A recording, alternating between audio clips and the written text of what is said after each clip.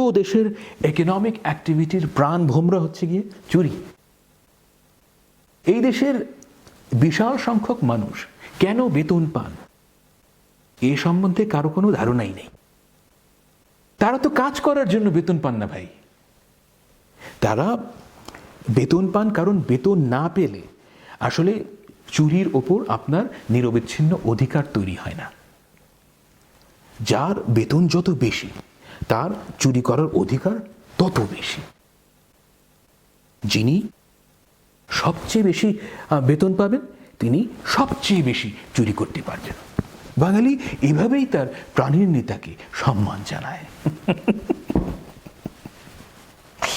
খেয়াল করেছেন কিনা জানি না, বেতন জিনিসটাই হচ্ছে গিয়ে আপনার চুরি করার পারমিট।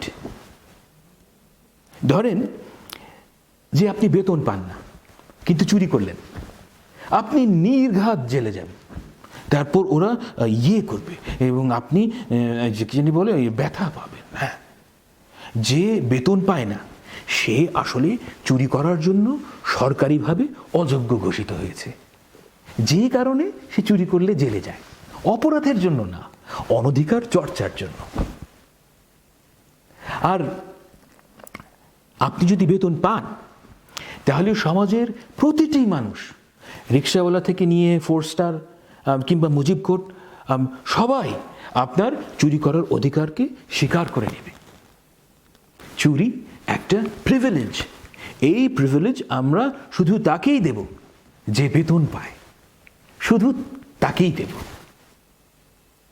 যে সবচেয়ে বেশি বেতন পাবে সে তেল, নদী, রাষ্ট্রীয় সম্পদ, ভোট সব কিছু চুরি করতে পারবে।